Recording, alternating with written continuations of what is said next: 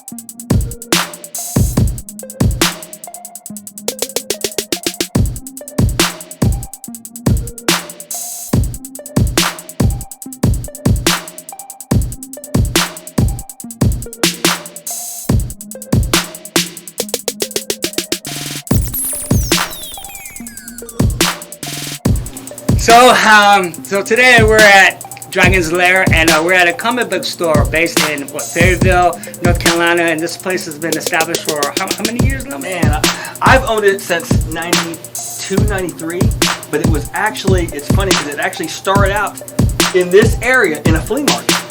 I was like in the 6th grade, and it was back there somewhere, and it was in the flea market. So basically, me and my friend would ride our bikes up here every Saturday morning, check out new comic books. And then, you know, as you get older, you kind of dip out of comics because you start going to high school. At the time when I was going to high school, comics were like a secret thing. Yeah. You don't want to do it. You know, if you did, you weren't going to get any kind of girls. Yeah. So basically, I got out of, you know, stopped looking at comics, and at that point in time, he moved down the street and opened a storefront like this, but it was smaller.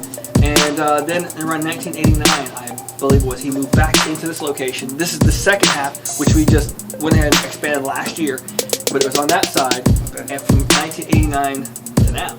And I took over around 1992, 93, around that time. So it was kind of weird because like 1989, finished graduating. We talked about I graduated high school and I do music, but you know, I was just looking for something to do. And I hadn't read comics in like 3 years. And I drove past, the Dragon Lair, they opened up. So I came in here, first time I read the comics, and I just picked up one book, took it home. Man, comics have changed. They're kind of more adult. Yeah. So then I came back an hour later. And it was almost a routine. I'd come here and I'd constantly just come back up here. And basically one day what ended up happening was the guy said, "Hey man, are you doing anything?" So, you know, as I told you, I went to nail school because I don't want to I'd be a star musician going to California. So I went from there and I said, "No, man, I don't have any appointments or something." He goes, "Hey, man, would you like to help us pull books for our club members?" Mm-hmm. Sure. So I kind of felt it's like one of those things you start off at like the bottom from the fries if you're there. Yeah. Then you kind of move up, work the register. Then after that, I would just hang out, working the register, help it out where I could. On the side of doing a band thing and doing the nails, and then it was just one of those things around. I remember something happened. We were at a club. We're playing in the club, and I know this far from the original question. How long it's been here? So established, probably. I believe they said 1978, 79. Wow. So that's when it was established. But I'll get into the other stuff later on. But yeah, so I've been doing that for 27 plus years as far as owning it. That's awesome. What was the first comic book that you picked up? As a kid, man, I can't really remember because my parents would take me to the PX and I'd buy a bunch of different things. And the comic I do remember, stay over there. Yes, okay, I'm sorry. Go sit down, we'll be with you in a second. Sorry about that. It's okay. So, hey TJ, Yo. Can you check out real quick? Landon. Go there. Go see TJ. So, basically, I don't remember the comic book itself, which comic, but I remember one comic book in particular. It's by Atlas Comics, and it's called John Target. And I remember the cover. he was on this boat and he was tied up, and it was just such a cool cover. Yeah. And I remember taking a piece of paper, tracing that thing like it was like no tomorrow. Yeah. And I remember looking at it and seeing all the indentions on the cover. But it's by Atlas Comics, and that's the one comic I do remember. And it was funny because, several years later, I'm at a convention with Chicago Comic Con, and I come across Atlas Comics. Some guy saw, look at this, and I found it. So I got that in a couple of my collection, just because of nostalgia. Yeah. But the comic book I can say that I do remember, as far as when I started collecting, I had a good friend that the one I talked about was riding our bikes together. He introduced me to the X-Men. I had never seen the X-Men before. Okay. So he said, man, check these guys out. And it was Uncanny X-Men 127, The Power of Proteus.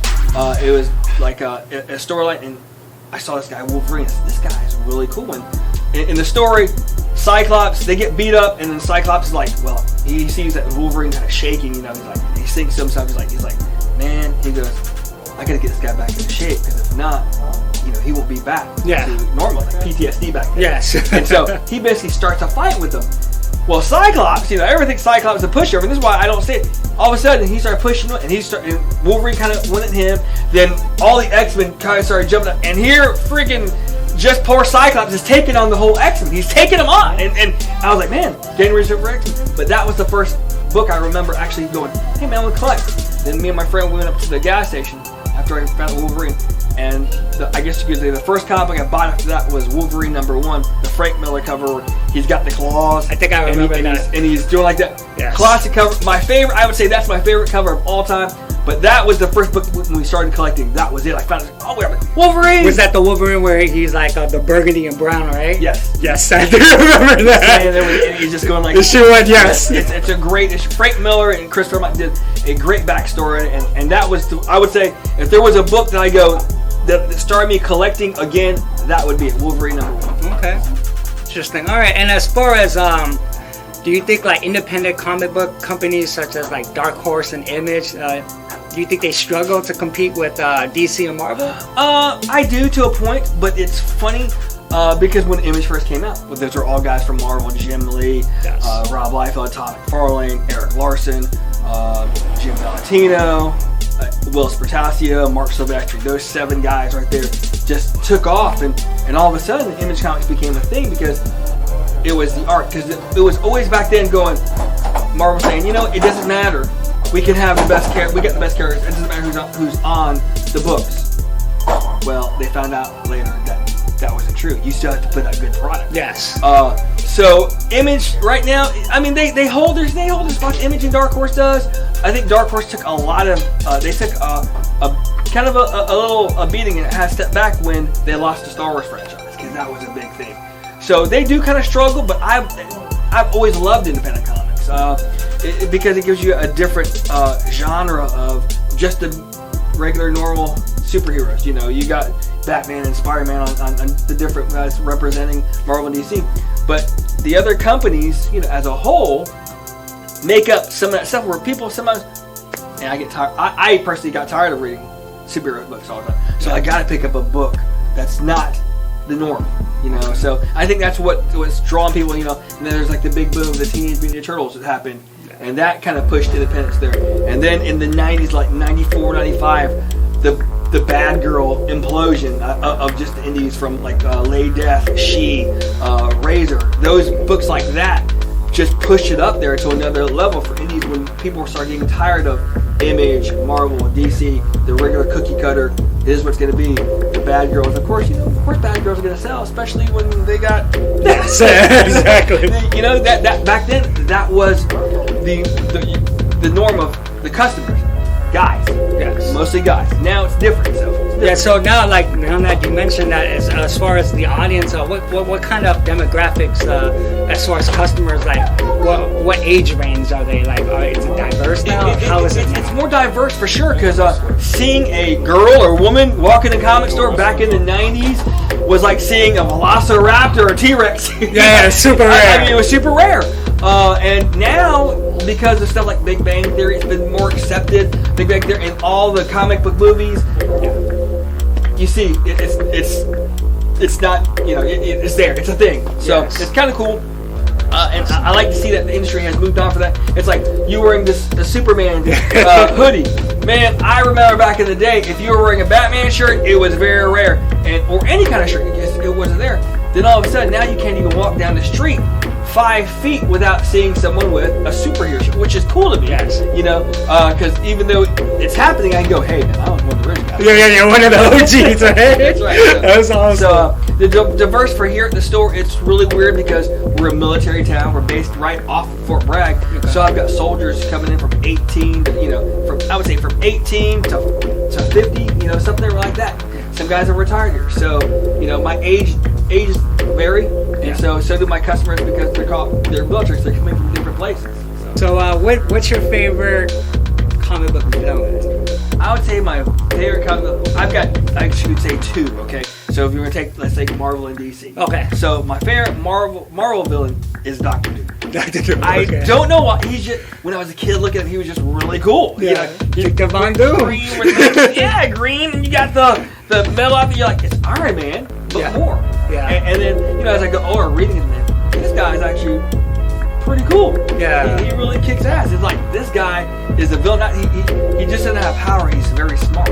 Yes. So he's all of that. So that's why I've always gravitated to Dr. Doom.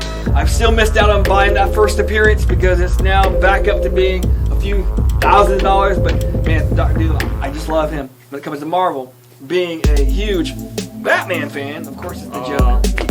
Yeah. Joker. Just he's an anarchist. He just, as Alfred in The Dark Knight, he goes, some people just want to see the world burn. Yes. That's how I picture the Joker. Yeah. Joker's pretty badass. I mean, I'm sure you saw the latest movie. What was your thoughts on that? I liked it. It's funny. I don't know if it's just me, but I just love Heath Ledger's take on it. I liked, and people say, oh, you didn't like the Joker. No, I liked the Joker movie. But being a Batman fan, a purist, I kind of find it hard to believe that this guy who's crazy could be that sadistic to take on Batman. I see this Joker running into Batman and one hit and he's out. Yeah. With Heath Ledger, he was just like you said. He had a plan for everything. And I know this is the very beginning of the Joker, but still, I don't think the Joker is really totally crazy. I think that's just an act in some ways, the way kind of Heath Ledger kind of played it. Yes. And that's how I kind of view it now. So. So I did like the Joker movie. Because even my wife, you didn't like the Joker. No, I liked it. Yeah. But as a Batman purist, you gotta look at it from the way I'm looking at it, and that's the way I kind of look at it. It's a good movie, and I loved from when he went in there and he took out the guy that framed him with the gun. Yes. From there on, it was just on, and I loved the scene with the short person. I don't want to say Billy, short person, the midget, his friend that was, vertically challenged, should we say? So I love that. There was that point. He's like, he looks in and he says, Arthur, and he's like, are you gonna can I go? Oh yeah, go ahead. And I knew it from the very beginning. The locked door. He couldn't get. He's never. And then there was that point of the Jokerist to me. It's like, is he gonna kill him? Yeah. Or is he gonna let him live? And I love that. He's like, oh, and he opened the door and he kissed him on the forehead. It was great because that to me that was very Jokerisk. So that was actually really cool for me. So.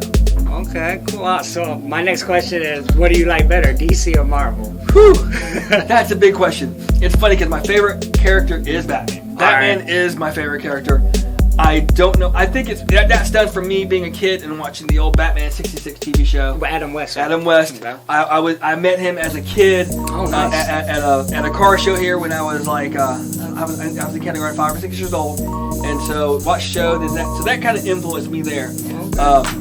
And then when I got back into comic books, like I had been missing during that time when The Dark Knight Returns came out by Frank Miller, and that was one of the first books I read coming back in, and I was hooked. I was like, man, this is how Batman should be written. This is it. Yeah. So that being my all-time favorite, and just became a big fan. And it's funny because my name is Bernie Manji Boyett. So when people write, when I was playing in a band, I was signing autographs. My nickname was B-Man. Okay. So it's B-Man. It's actually in my name. It's not me going, hey, my name is some other name like Steve, and they call me S-Man. Yeah. So it's actually B-Man is my name. So that was my nickname, B-Man. And so a lot of friends would go, oh, is it for Batman?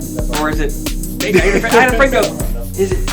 Oh, man, Baseman. And he goes, oh, my God. I finally told him, I said, he's like, I never thought that's your name. Okay. So Batman's my favorite. But I would say, overall, I guess I'm what they call the old Marvel zombie. I'm an old school Marvel. Because like I said, when I started getting back collecting, my friends showed me the X-Men. I was hooked on the X-Men. Wolverine, love Wolverine. But also growing up, I made Spider-Man.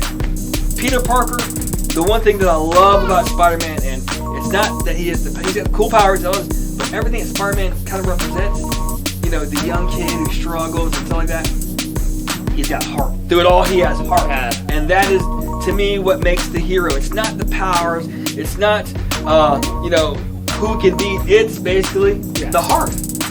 No matter what, he keeps going. Spider-Man keeps going. And that's why I like that they portrayed it, like I think Spider-Man number 2, where he's holding the train, the web. Yeah. I mean, it was heart, and that was like, man, he didn't give up. He never gives up. So that's why, I'm kind of definitely more of a Marvel guy when it comes to overall, but my favorite character is Batman.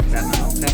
And as far as comic books goes, for all the new comic book readers who want to get into comic books, what do you recommend that's not superhero? I know there's other different... So if you're an adult and you want to check out something that's really cool, as I said, adult, it would be Saga by Brian K. Vaughan and Dean Staples.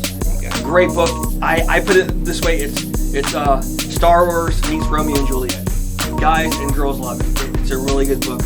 Like I said, adult. It's a little more adult themed because they have sex and all that kind of stuff like that. So definitely not kid friendly. Yes. But if there's something, another book that I think is really cool, it's a little bit more in the teens, but it's a really good book. It's Animosity by Aftershock. Animosity is a great book. It's basically about the world having this thing called the wake, and when the wake happens, all animals become intelligent. Oh wow! So what ends up happening is you have like these different factions of these animals. You've got the domesticated animals who are friends with their people. They're all happy. That's their friend. Then the domesticated animals who've been beaten, which is like, I'm pissed off at those humans. And then there's the wild animals who get together and go, you know what? We outnumber the humans.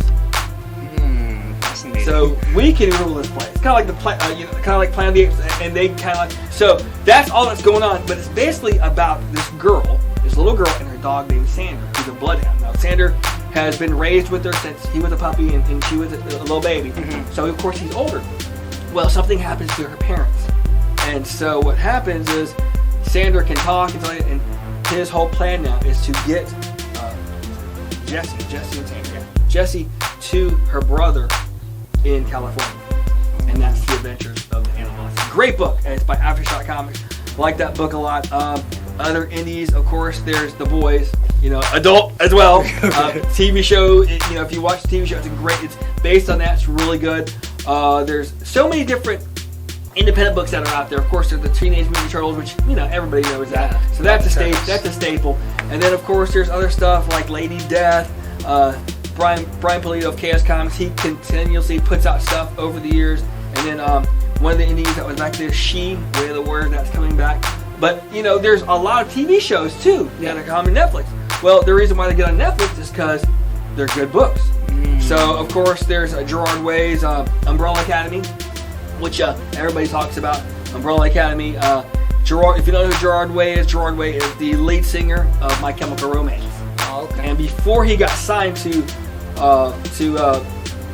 becoming a rock star, he was actually I heard he was an intern at Marvel Comics. Oh wow! So after he established his dreams of music, like me and you established, he went to his dream. Nice. And it's funny, we talk about musicians, so it is a little off the sheet of what we're talking about. So you being a musician, I being a musician, there's some guy who was going to be a musician, and he kind of took it leeway, but he turned out pretty good. Joe Quesada. Okay. Editor-in-chief. Well, he was editor-in-chief Marvel. Now he's one of the big higher-ups at Marvel Comics. Okay. he was gonna be a musician in New York as well. It's funny because he wanted to play in the club, stuff like that, and he was an artist. He went to I think the Manhattan School of Arts up there, and he as well, wanted to play music, and he was delivering pizzas, and they're like, hey, man, why don't you take your artwork to DC Comics and show them what you got? So from when he told me, he went there, took a piece of art, and said, okay, we want you to work on this cover. And so that's how he kind of fell in the comic book. So it's kind of funny that I've noticed more and more that a lot of guys who read comics were musicians at one point. We're failed musicians, I guess. It's just in our love. I think it's because of like the love of the art and music and visual. Yes. And what I really like about comic books is it's easy to read and they tell very compelling stories. Yeah.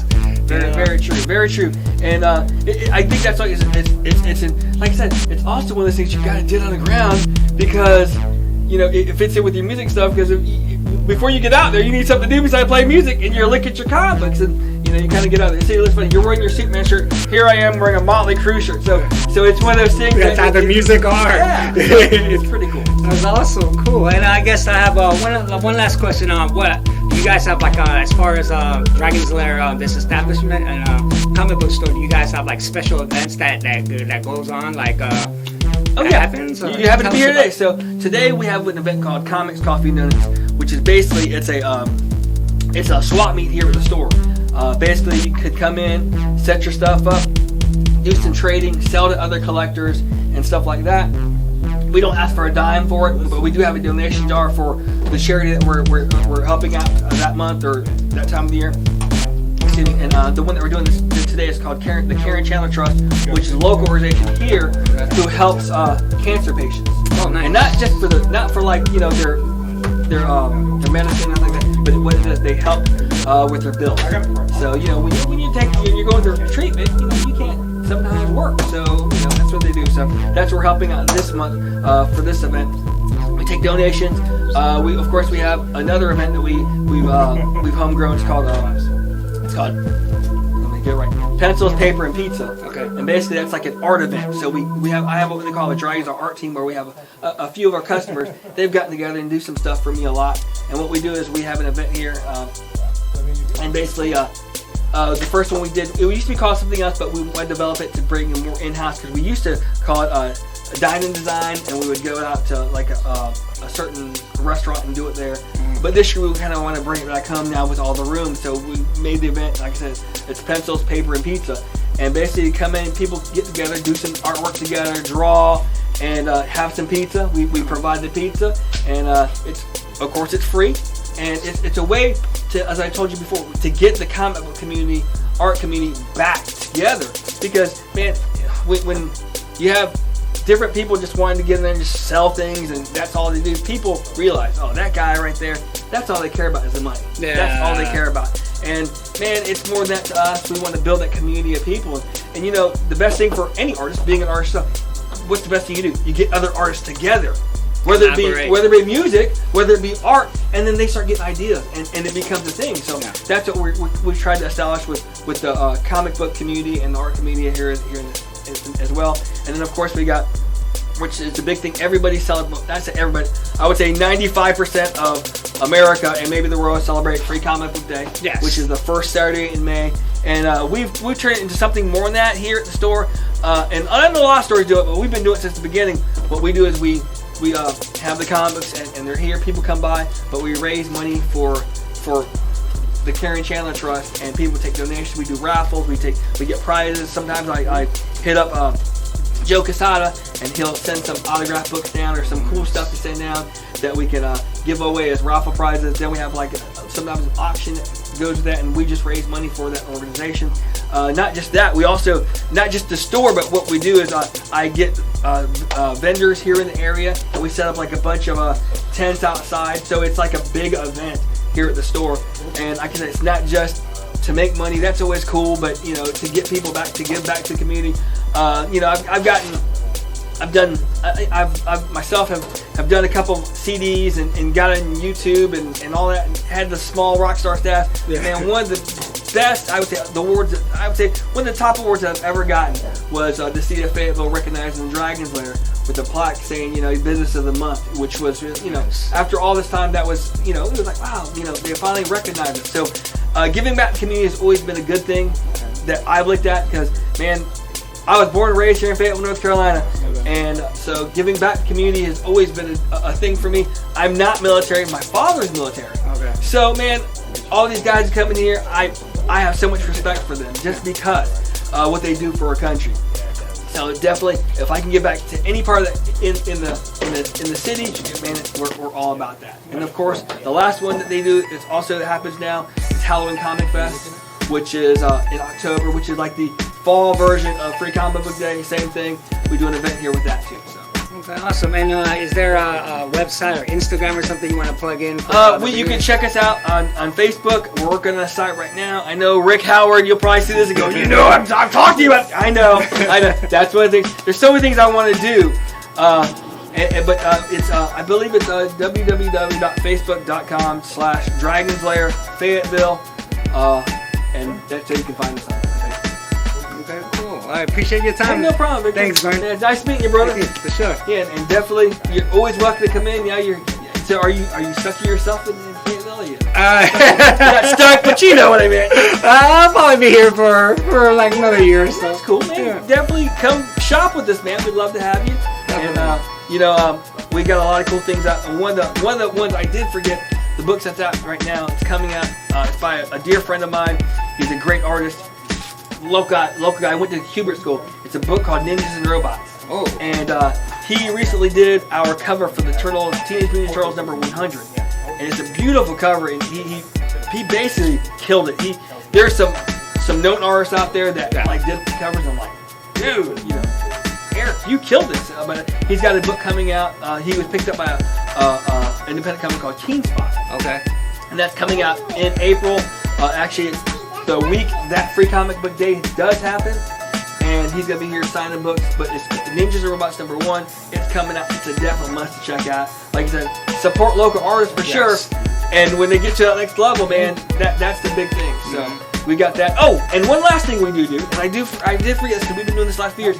So one of the things that we do also to raise money is we rent a theater out, one of the movie theaters, and we usually go see like the movie that week before Free Comic Day. And last 2 years it was Avengers, of course, Infinity War, then Endgame, and this year I believe Black Widow. So we'll be getting a theater, and we sell it. We rent the theater, then we basically get the tickets, and we sell it for a certain price, and a portion of that goes towards Victoria and Chandler Church. Oh, awesome. So that's an event we got coming up here. So those are the events, man. You can always check out Facebook. I do a live thing every Wednesday talking about what came out and what we got going on. And I always drop stuff I try to do something almost every day.